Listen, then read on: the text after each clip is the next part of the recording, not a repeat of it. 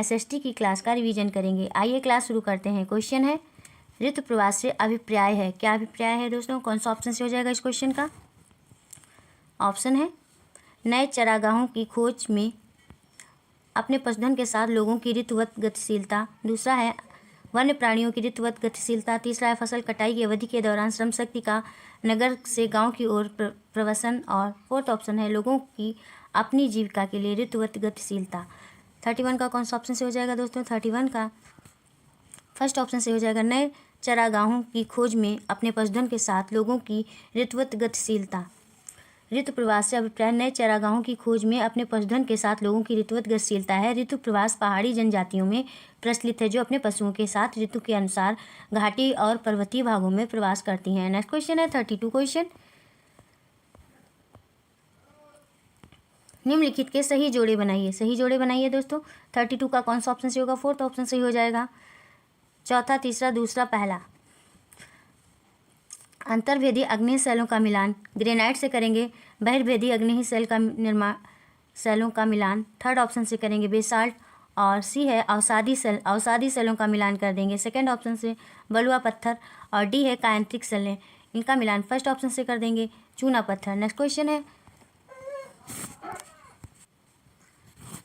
निम्नलिखित क्षेत्रों में से किसमें चिनूक स्थानीय पौने चलती हैं? पहला ऑप्शन है पेरी, दूसरा है सवाना, तीसरा है पंपास, चौथा है वेल्ड। बताइए दोस्तों कौन सा ऑप्शन से होगा? 33 का फर्स्ट ऑप्शन से हो जाएगा पेरी।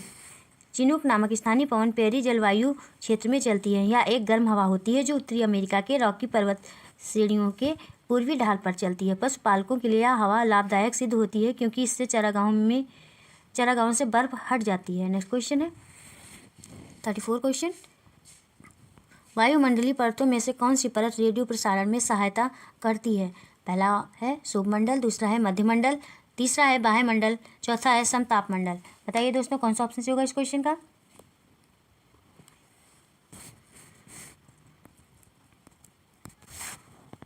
थर्टी 34 का थर्ड ऑप्शन सही हो जाएगा बाह्यमंडल।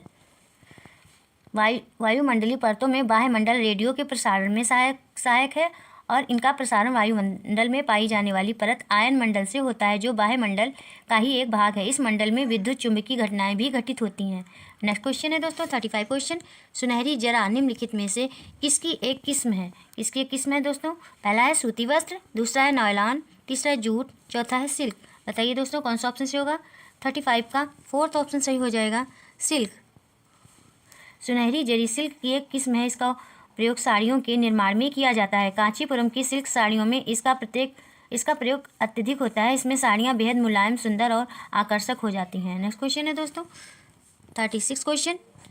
जनसंख्या घनत्व से अभिप्राय है। क्या अभिप्राय है दोस्तों? पहला है किसी क्षेत्र विशेष में रहने वाले लोगों की संख्या, दूसरा है एक निश्चित अवधि के दौरान लोगों की संख्या, तीसरा है भूपृष्ठ पर लोगों के फैलने का स्वरूप, चौथा है पृथ्वी के पृष्ठ के एक इकाई क्षेत्र में रहने वाले लोगों की संख्या। 36 का कौन सा ऑप्शन से हो जाएगा दोस्तों? फोर्थ ऑप्शन सही हो जाएगा पृथ्वी के पृष्ठ के एक इकाई क्षेत्र में रहने वाले लोगों की संख्या। नेक्स्ट क्वेश्चन है 37 क्वेश्चन। पृथ्वी की सतह के निकट स्थित खनिजों को बाहर निकालने के लिए निम्नलिखित में से किस विधि का प्रयोग किया जाता है? बताइए दोस्तों किस विधि का प्रयोग किया जाता है? पहला है आखनन, दूसरा है कूपक, तीसरा है कूप की खनन और चौथा है विवृत खनन। 37 का फर्स्ट ऑप्शन सही हो जाएगा आखनन।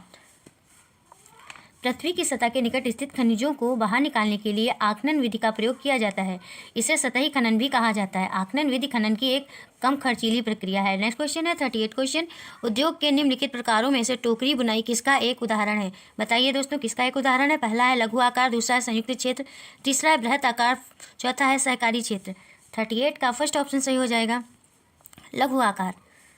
टोकरी बुनाई लघु आकार के उद्योगों का उदाहरण है। इन इकाइयों में श्रम शक्ति की मात्रा कम होती है और वस्तुओं और सेवाओं का कम मात्रा में उत्पादन किया जाता है। लघु आकार के उद्योग वे उद्योग होते हैं जो मध्यम स्तर के विनियोग की सहायता से उत्पादन करते हैं। नेक्स्ट क्वेश्चन है 39 क्वेश्चन। तानाशाही के संदर्भ में निम्नलिखित कथनों में से कौन सा गलत है? कौन सा गलत है दोस्तों? पहला है तानाशाही में तानाशाह द्वारा लिए गए निर्णयों पर लोग प्रश्न नहीं कर सकते हैं।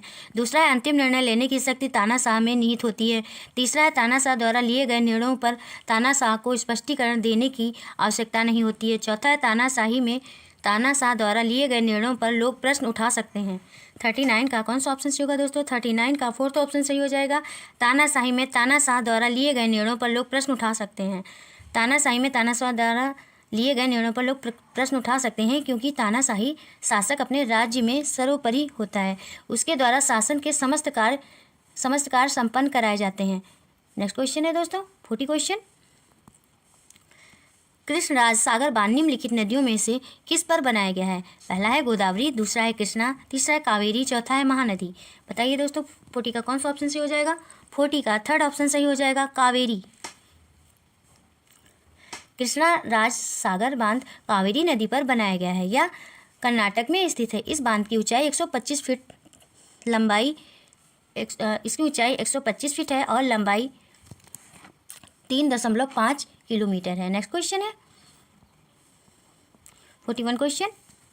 हिंदू उत्तराधिकार संशोधन अधिनियम 2005 मृतक पिता की संपत्ति में समान अधिकार प्रदान करता है। 41 का कौन सा ऑप्शन सही होगा दोस्तों? पहला है पत्नी पुत्री या पुत्रों तथा पुत्री या पुत्रियों को। दूसरा है पत्नी पुत्र या पुत्रों तथा भाई या भाइयों को। तीसरा है पत्नी पुत्री या पुत्रियों तथा बहन या बहनों को। चौथा है पुत्री या पुत्र या पुत्रों तथा भाई या भाइयों को। 41 का फर्स्ट ऑप्शन सही हो जाएगा, पत्नी पुत्र या पुत्रों तथा पुत्री या पुत्रियों को। नेक्स्ट क्वेश्चन है 42 क्वेश्चन। भारतीय राज्य का वर्णन करने के लिए विविधता में एकता मुहावरा इन राष्ट्रीय नेताओं में से किसने दिया दोस्तों? 42 का कौन सा ऑप्शन सही हो जाएगा? पहला है सरदार वल्लभ भाई पटेल, दूसरा है पंडित जवाहरलाल नेहरू, तीसरा है बाल गंगाधर तिलक, चौथा है महात्मा गांधी। 42 का सेकंड ऑप्शन सही हो जाएगा, पंडित जवाहरलाल नेहरू।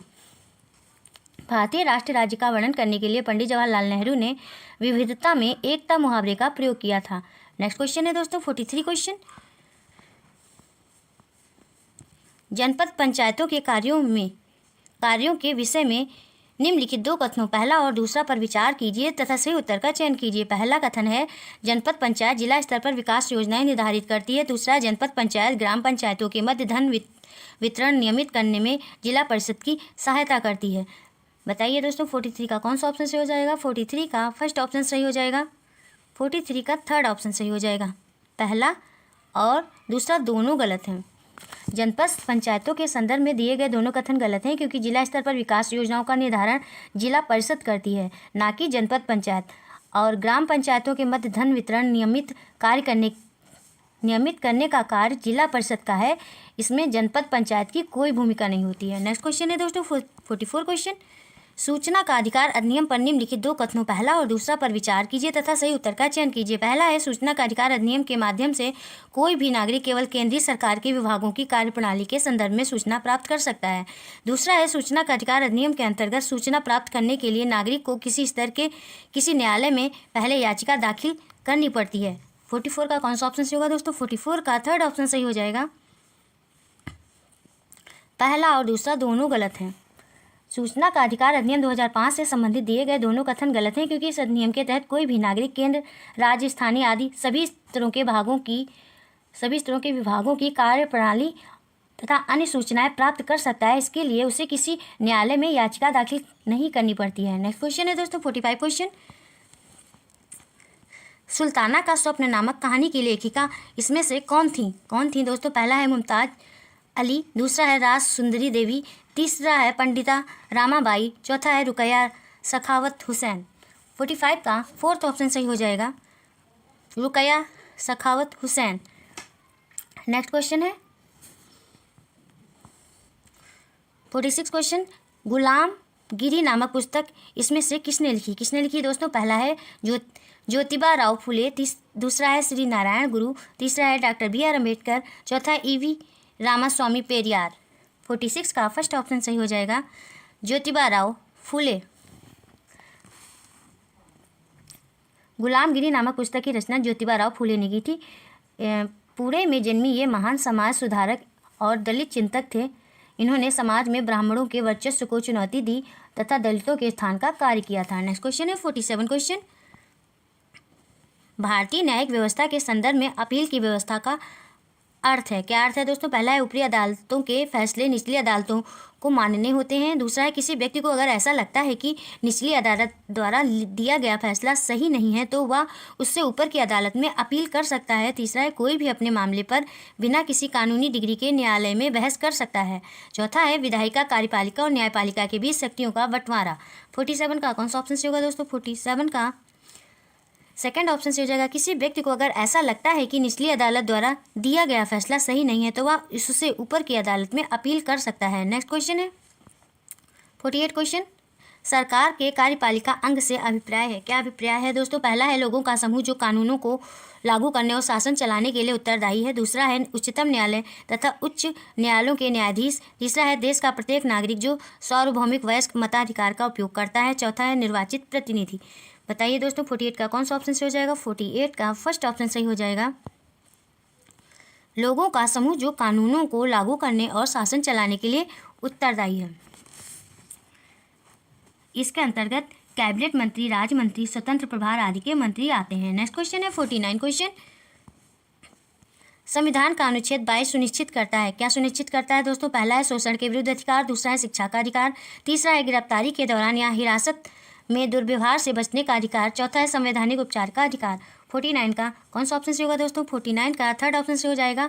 गिरफ्तारी के दौरान या हिरासत में दुर्व्यवहार से बचने का अधिकार। संविधान के अनुच्छेद 22 गिरफ्तारी के दौरान या हिरासत में दुर्व्यवहार से बचने का अधिकार सुनिश्चित करता है, अर्थात यह कुछ दशाओं में गिरफ्तारी और विरोध से संरक्षण भी प्रदान करता है। नेक्स्ट क्वेश्चन है दोस्तों 50 क्वेश्चन। लोकसभा में सत्ताधारी दल का मुखिया इनमें से कौन होता है? कौन होता है? पहला है प्रधानमंत्री, दूसरा है अध्यक्ष, तीसरा है उपराष्ट्रपति, चौथा है राष्ट्रपति। 50 का फर्स्ट ऑप्शन सही हो जाएगा प्रधानमंत्री। लोकसभा में सत्ताधारी दल का मुखिया प्रधानमंत्री होता है। वह बहुमत प्राप्त दल का नेता होता है। प्रायः शासन संबंधी सभी कार्य तथा निर्णय उसी के द्वारा लिए जाते हैं। नेक्स्ट क्वेश्चन है दोस्तों 51 क्वेश्चन। उच्च प्राथमिक स्तर पर सामाजिक विज्ञान के स्वरूप पर निम्न तीनों कथनों पर विचार कीजिए। पहला कथन है यह अपने वातावरण में लोगों का अध्ययन है। दूसरा है यह लोगों के संबंधों और उनकी अंतर्निर्भरता का अध्ययन है। तीसरा है यह अतीत और वर्तमान के साथ संबंधों का अध्ययन है। उपर्युक्त कथनों में से सबसे उचित विकल्प का चयन कीजिए दोस्तों। कौन सा ऑप्शन से हो जाएगा? 51 का थर्ड ऑप्शन से हो जाएगा। उच्च प्राथमिक स्तर पर सामाजिक विज्ञान के स्वरूप से संबंधित दिए गए सभी कथन सही हैं, क्योंकि यह अपने वातावरण तथा इनमें उपस्थित लोगों का अध्ययन करता है। साथ ही साथ यह लोगों के संबंधों और उनकी अंतर्निर्भरता, अतीत और वर्तमान के साथ संबंधों का अध्ययन करता है। नेक्स्ट क्वेश्चन है 52 क्वेश्चन। उच्च प्राथमिक स्तर पर सामाजिक एवं राजनीतिक जीवन की पाठ्य पुस्तकों में निम्नलिखित विषयों में से किससे संबंधित विषय वस्तु सम्मिलित है? पहला है अर्थशास्त्र, दूसरा है दर्शन शास्त्र, तीसरा है अंतर्राष्ट्रीय संबंध, चौथा है मनोविज्ञान। 52 का कौन सा ऑप्शन से होगा दोस्तों? फर्स्ट ऑप्शन से हो जाएगा अर्थशास्त्र। उच्च प्राथमिक स्तर पर सामाजिक एवं राजनीतिक जीवन की पाठ्य पुस्तकों में दिए गए विषयों में केवल अर्थशास्त्र की विषय वस्तु सम्मिलित है। इसमें इतिहास तथा राजनीति विज्ञान से संबंधित विषय भी शामिल होते हैं। नेक्स्ट क्वेश्चन है 53 क्वेश्चन। आप ऐतिहासिक कल्पना पर प्रश्न क्यों पूछेंगे? निम्नलिखित में से सबसे उचित विकल्प को चुनिए। पहला है यह वर्तमान की अतीत के साथ तुलना करने में प्रोत्साहित करता है। दूसरा है यह स्रोतों को पहचानने में विद्यार्थियों की योग्यता को मूल्यांकित करता है। और तीसरा है यह तिथि और घटनाओं को याद रखने का रोचक तरीका है। चौथा है यह दर्शाता है कि इतिहासकार इतिहास में अपनी कल्पना के साथ कैसे अंतरों को पूरा करता है। 53 का फर्स्ट ऑप्शन सही हो जाएगा दोस्तों। यह वर्तमान की अतीत के साथ तुलना करने में प्रोत्साहित करता है। नेक्स्ट क्वेश्चन है सामाजिक विज्ञान शिक्षण के लिए आप वृत्तांतों का प्रयोग क्यों करेंगे?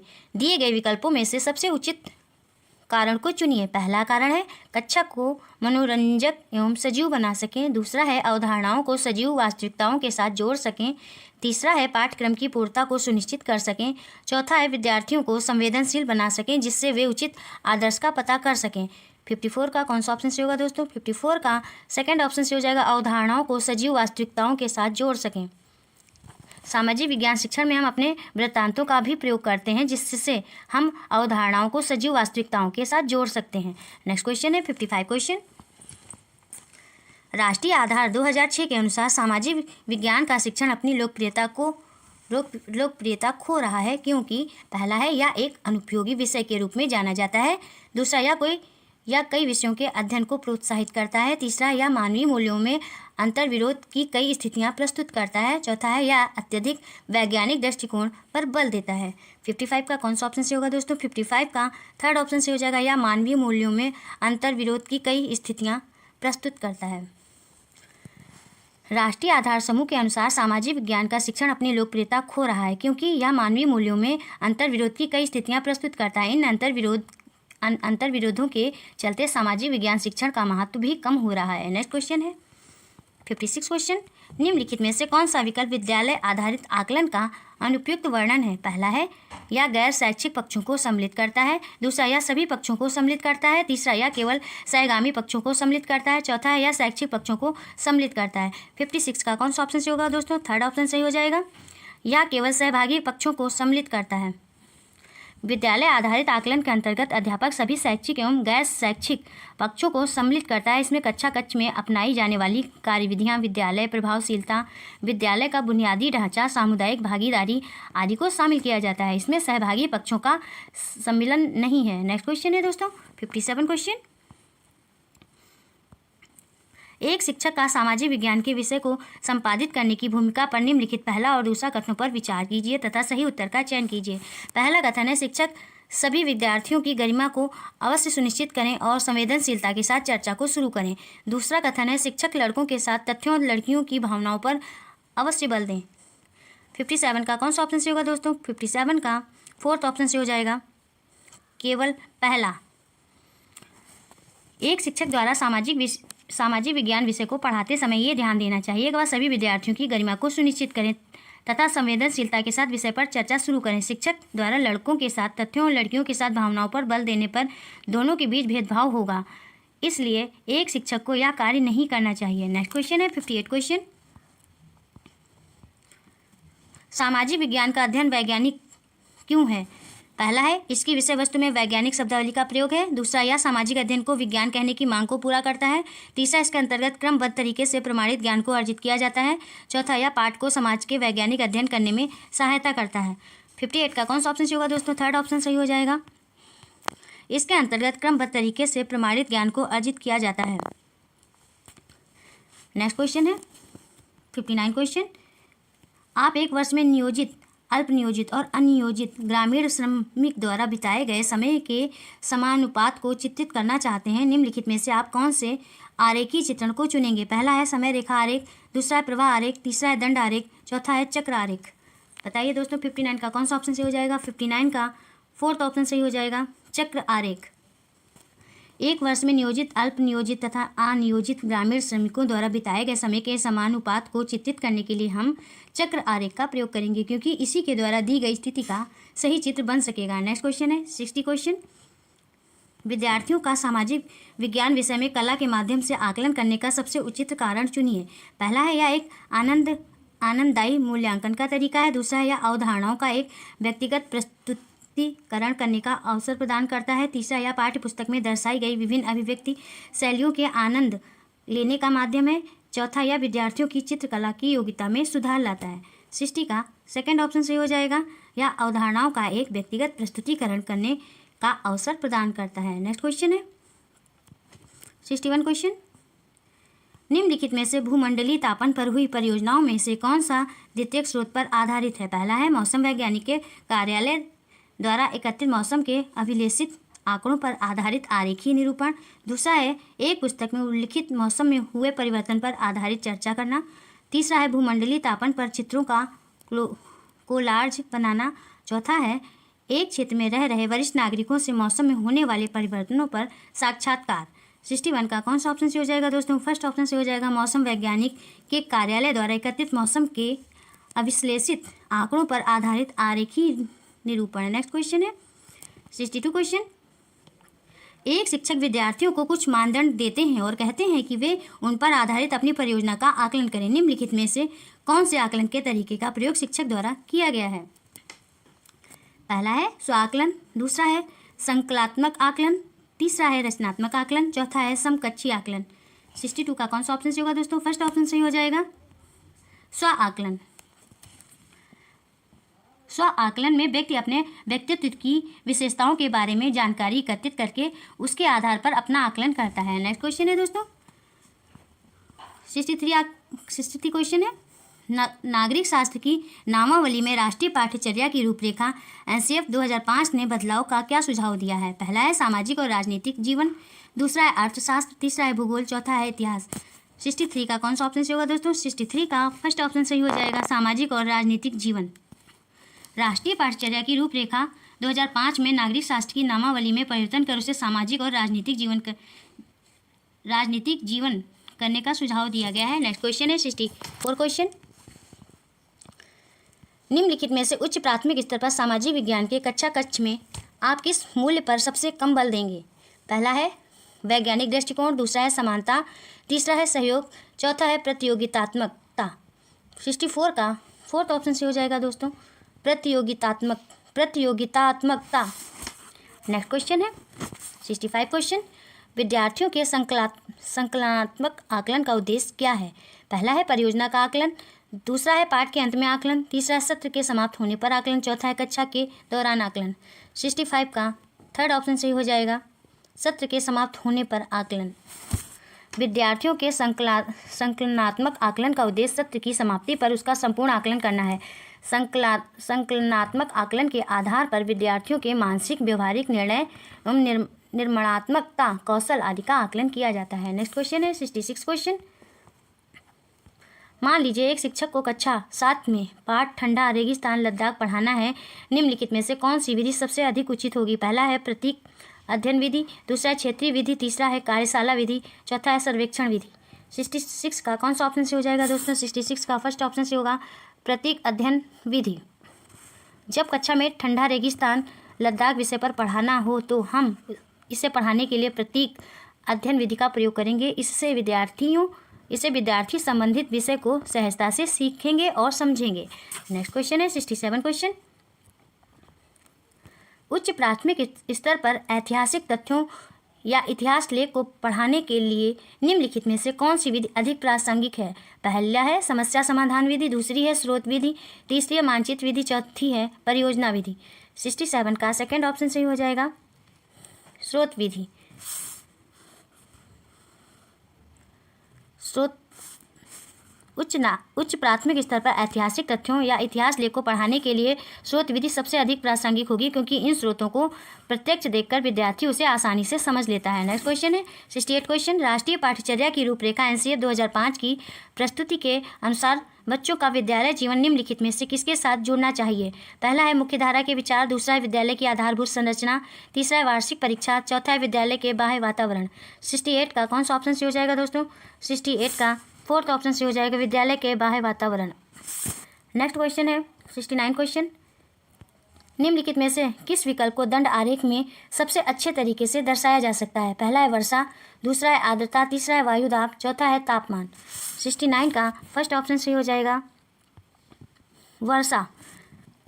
वर्षा के आंकड़े दंड आरेख द्वारा अच्छे तरीके से दर्शाए जा सकते हैं, जबकि आर्द्रता, वायुदाब, तापमान आदि के आंकड़ों के साथ साथ अन्य आंकड़े भी जुड़े होते हैं जिन्हें दंड आरेख से प्रदर्शित नहीं किया जा सकता है। वर्षा किसी स्थान विशेष से संबंधित होती है। नेक्स्ट क्वेश्चन है दोस्तों 70 क्वेश्चन, लोकतांत्रिक संस्थाओं की समझ को विकसित करने के लिए निम्नलिखित में से सबसे उचित पाठ्यक्रम संकलित उपागम को चुनिए। पहला है मुख्य रूप से राष्ट्रीय स्तरीय उदाहरणों को प्रस्तुत करना, दूसरा है विद्यार्थियों को कठोर वास्तविक स्थितियों से परिचित कराना, तीसरा है वास्तविक स्थितियों के साथ आदर्श स्थिति के उदाहरणों को प्रस्तुत करना, चौथा है आदर्श स्थितियों को दर्शाना।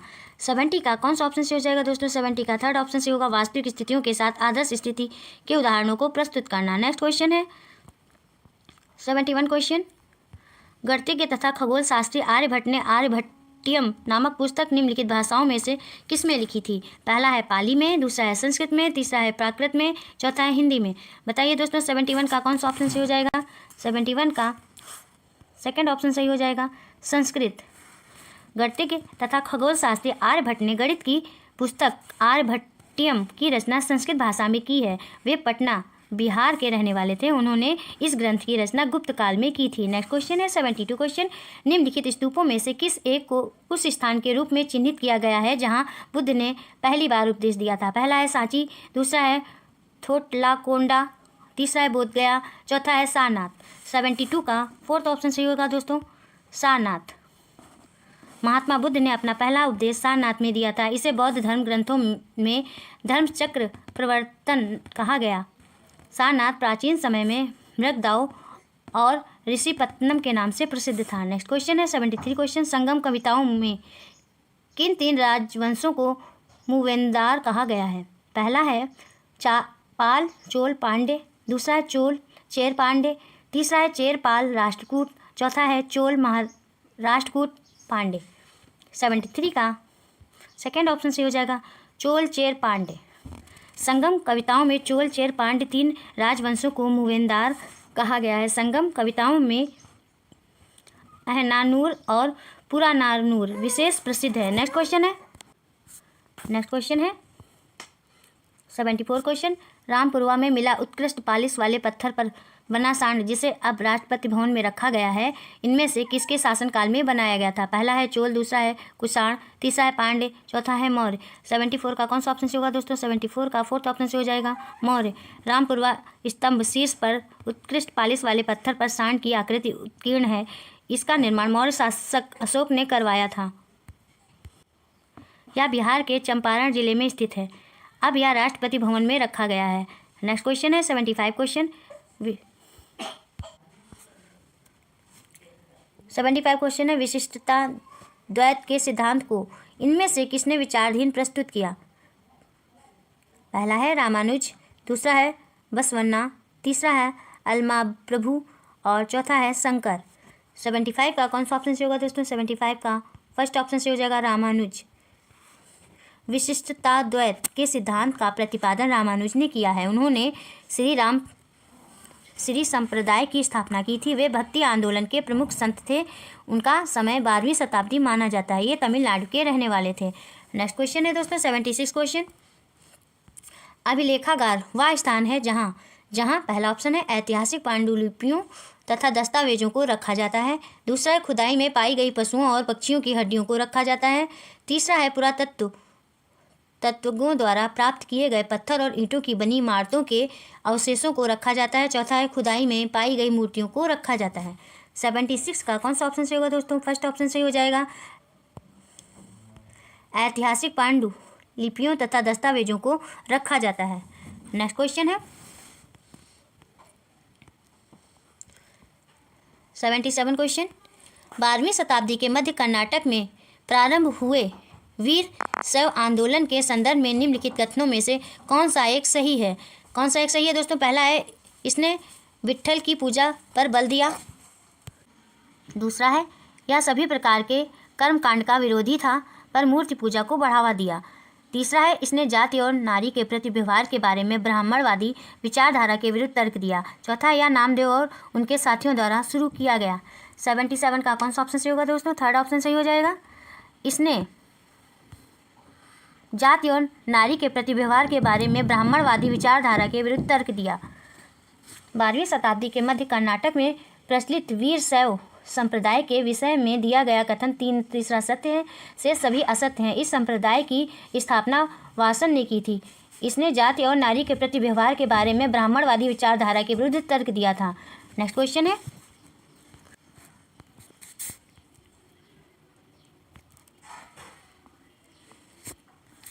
78 क्वेश्चन है।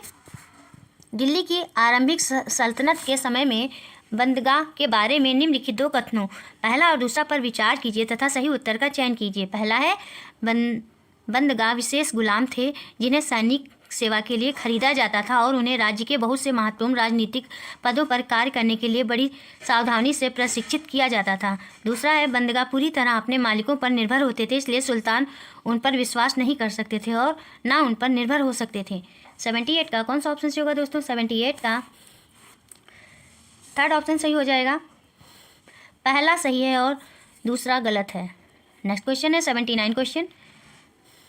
इन नागरिकों में से किसने भारत का समुद्री रास्ता पाने के लिए पश्चिम की ओर प्रस्थान कर अटलांटिक महासागर को पार किया? पहला है क्रिस्टोफर कोलंबस, दूसरा है फाजियन, तीसरा है जुएन जंग और चौथा है वास्को डी गामा। 79 का कौन सा ऑप्शन से होगा दोस्तों? फर्स्ट ऑप्शन से हो जाएगा क्रिस्टोफर कोलंबस।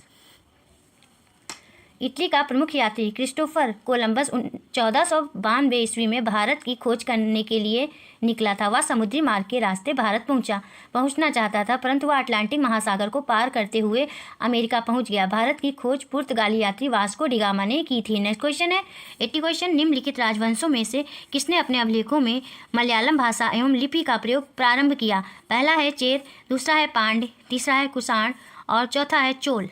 80 का कौन सा ऑप्शन से होगा दोस्तों? फर्स्ट ऑप्शन से हो जाएगा चेर। चेर शासकों ने अपने अभिलेखों में मलयालम भाषा और लिपि का प्रयोग प्रारंभ किया था। चेर राजवंश वर्तमान केरल में स्थित एक प्राचीन राजवंश था। चेरों का राजकीय चिन्ह धनुष था। चोल और पांड्य इसके पड़ोसी राजवंश थे। चोल इनमें से अधिक शक्तिशाली थे। नेक्स्ट क्वेश्चन है 81 क्वेश्चन।